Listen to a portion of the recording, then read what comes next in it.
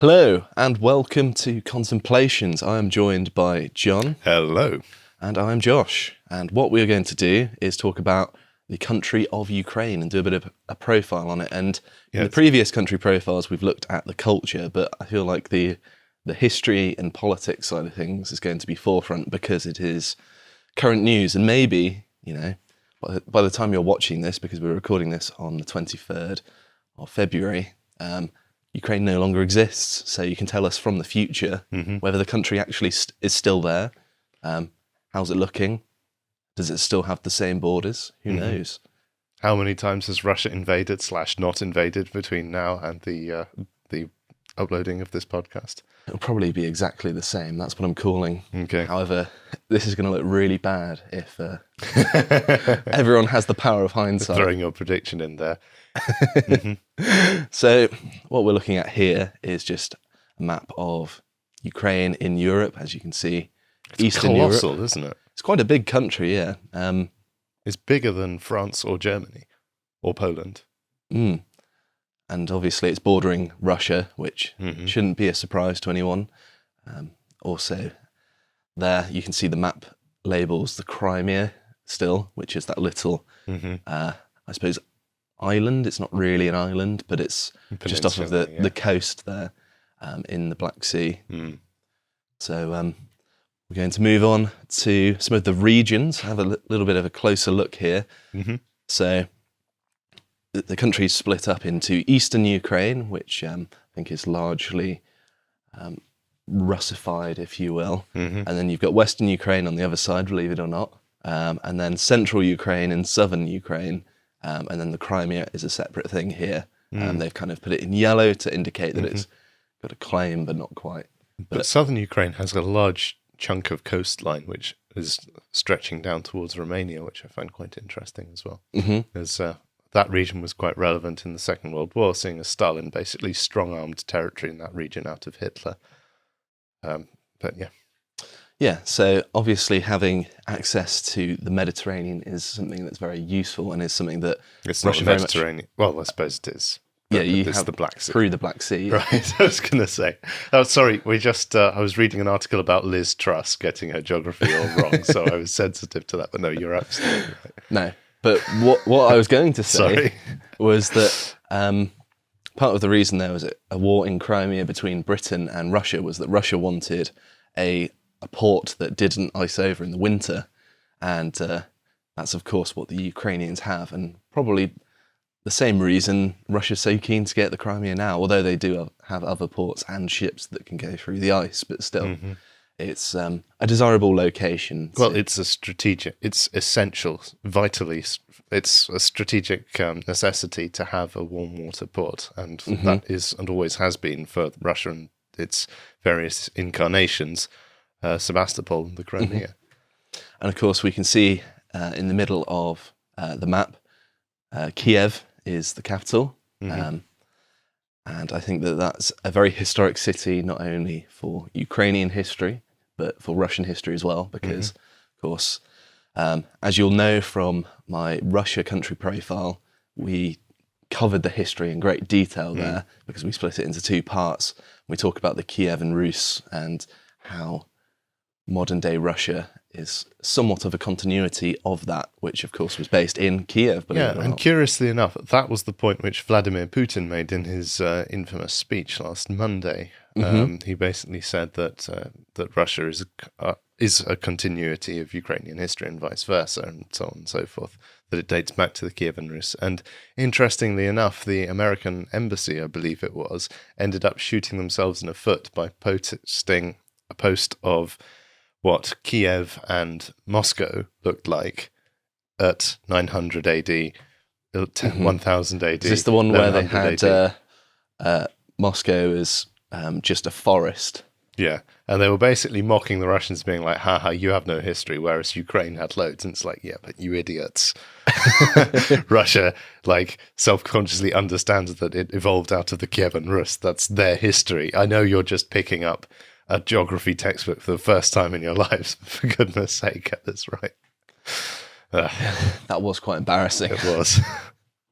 Oh dear. So moving on to an ethno-linguistic map of Ukraine. So if you could take a look at this, you can see the interesting combination of languages here, which I think I brought up not because I'm especially interested in linguistics, although unfortunately I've had the misfortune of having studied some of it.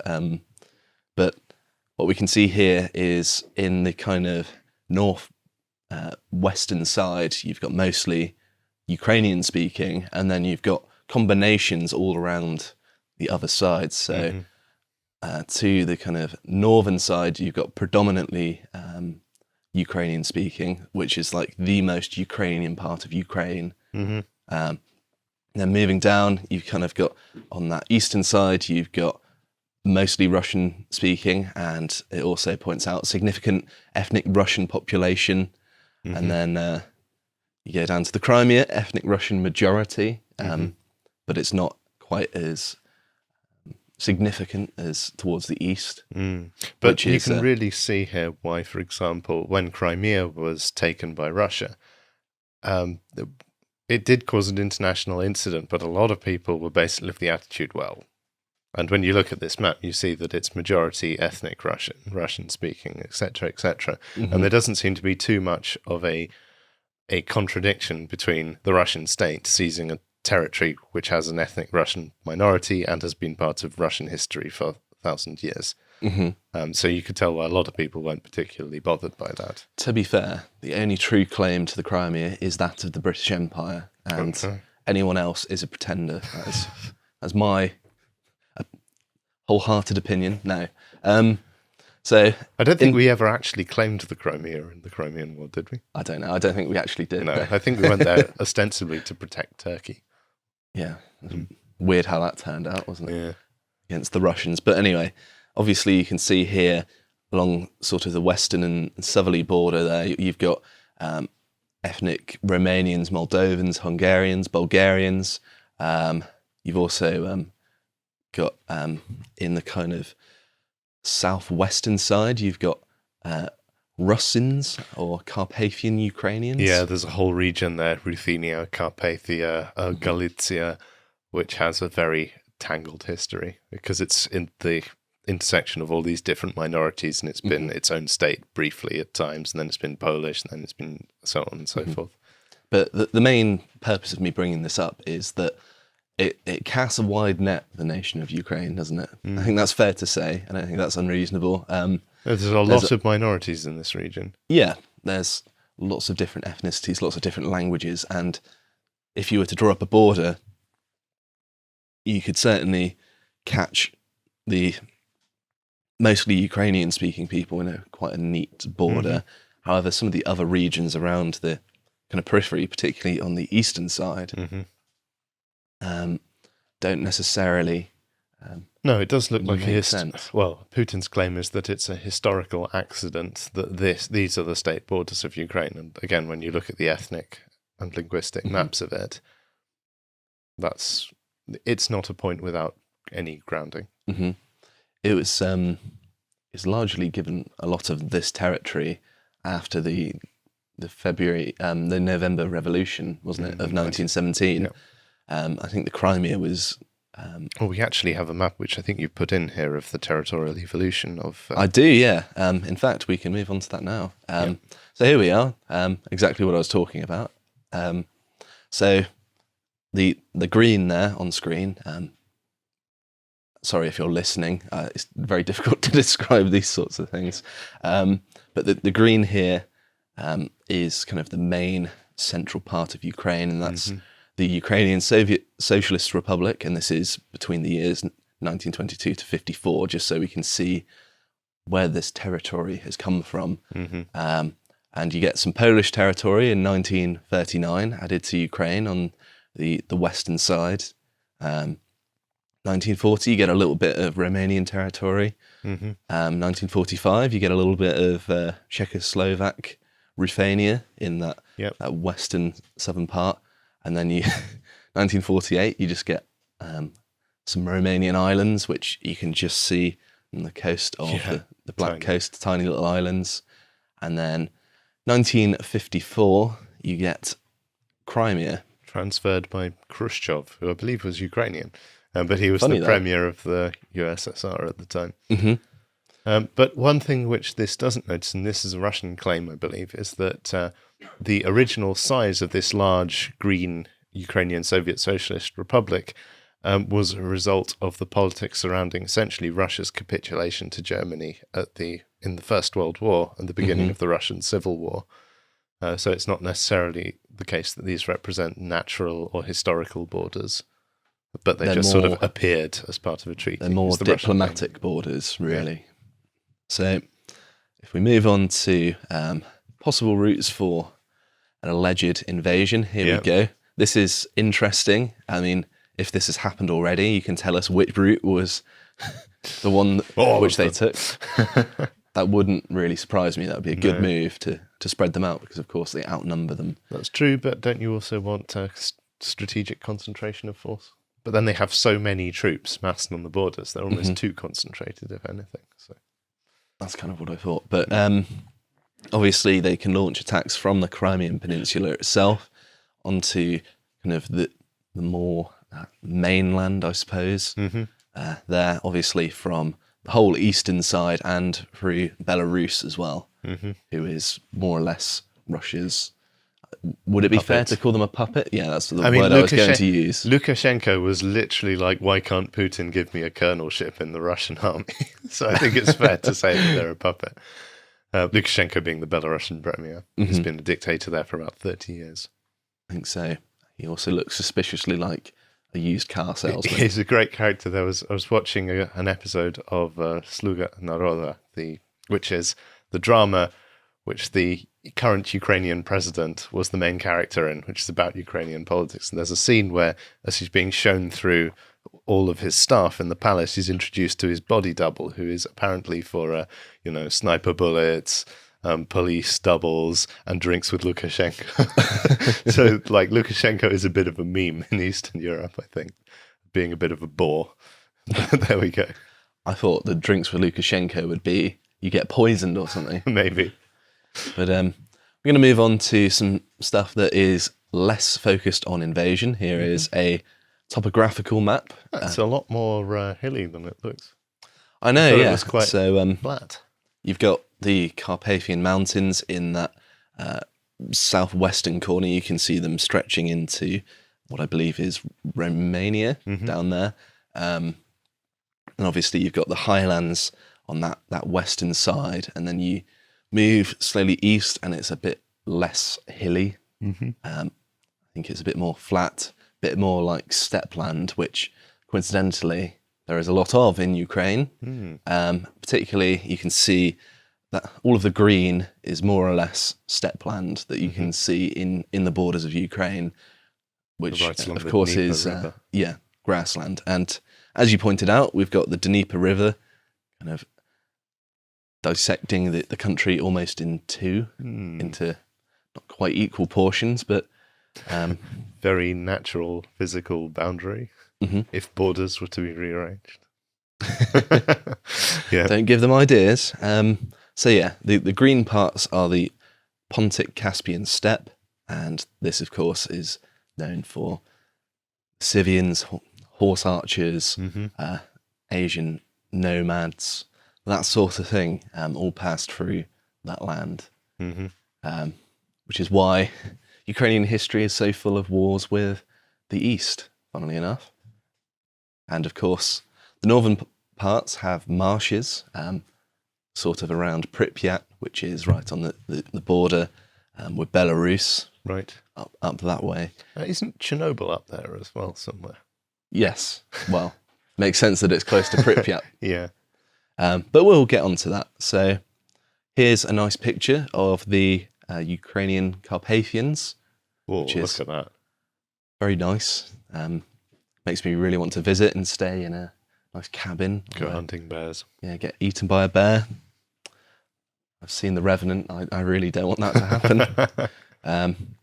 And here's a picture of the Dnieper River running past Kiev, which gives you both a sense of what Kiev is like and the river as well. I mean, looking at a river, they all kind of look the same. Yeah. So it's not the most exciting, but there it is. And then one more thing is just a picture that was titled Beauty of Nature in Ukraine. And I thought that it would be nice to include that, which I'll have to put up in post. Okay. So moving on to some architecture. This is... While it's still standing. Yeah. Here is... It gets leveled by artillery. Here is an example of what the Russian Orthodox architecture actually looks like. That is amazing.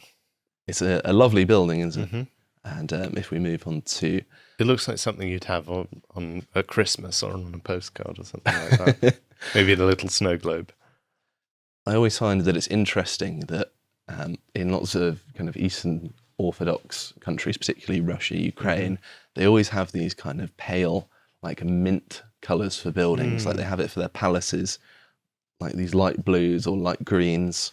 And we'll see a lot of that. And it's a very different choice of colour than you might find in the West, which I know is a very superficial point, but it's just one thing that's really stark.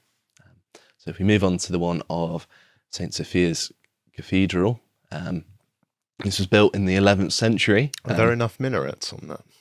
No, I don't think so. You've got to have all of them. But this was built in the 11th century, named after the Hagia Sophia, or Holy Wisdom, the cathedral in Constantinople. I refuse to call it Istanbul. It is Constantinople. Yeah. I said it right the first time. Don't know what's wrong with me. And it's spent a long time in disrepair, and I think it was only relatively recently in the past few years that they made sure it was renovated and looks somewhat presentable. But the Soviets wanted to turn it into a museum, and it spent a lot of time basically dormant in various states of dilapidation. So it's good to see it looks somewhat presentable, although those weird red brick parts at the front kind of look like it's just been filled in. Yeah. It doesn't quite look right, but maybe that's part of the restoration. I don't know. Yeah. So if we have a look inside, we've got. Gosh. It's rather nice, but it lightly, very gold. Obviously, lots of pictures of saints up on the walls. It's an iconic photo. It seems like a nice place to visit, and then we've got another one as well. Yep. There we go, and you can see a bit more of some of the saints on the walls and the nice, kind of almost medieval-looking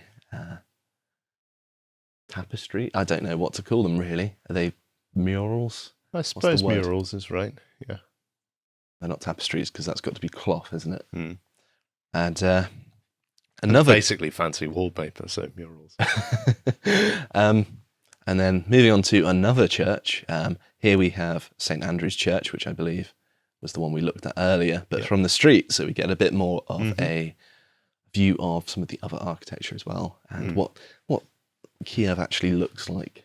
Well, the nice parts of it, anyway. Yeah, but obviously you can see kind of almost a little bit of Austrian sort of architectural influence there in the bottom left, on that yellow building, and then you've got very garish yellow, what looks like an apartment block there.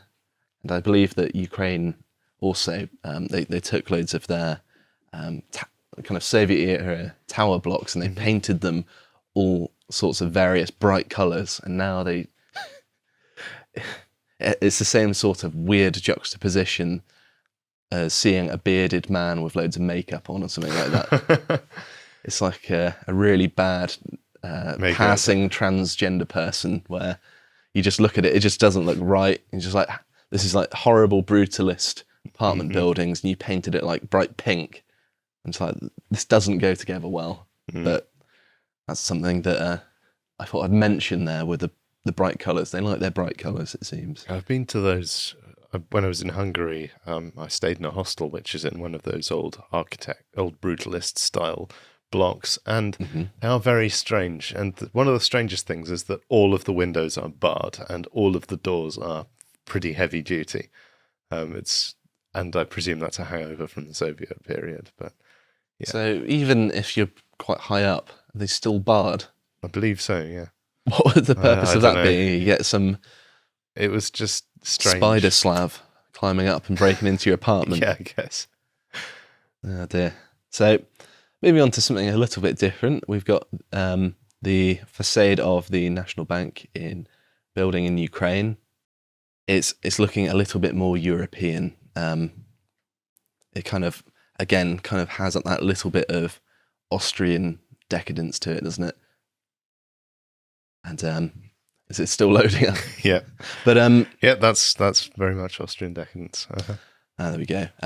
So it's obviously a very different architectural style from the Orthodox sort of religious inspired thing, and of course this being a financial building, it's kind of a temple of its own, isn't it? I suppose so. I forgot who said the quote, but you can judge a lot by a culture by their tallest building. And I think that goes also for decadent buildings as well. So final thing I wanted to look at is one thing that it's very much known for is the Chernobyl nuclear power plant. There we go. Looking pretty grim and in disrepair. It's not a place I'd particularly want to visit. But moving on to a photo of Pripyat as well. There we go. Gosh. There's something grim and depressing for you.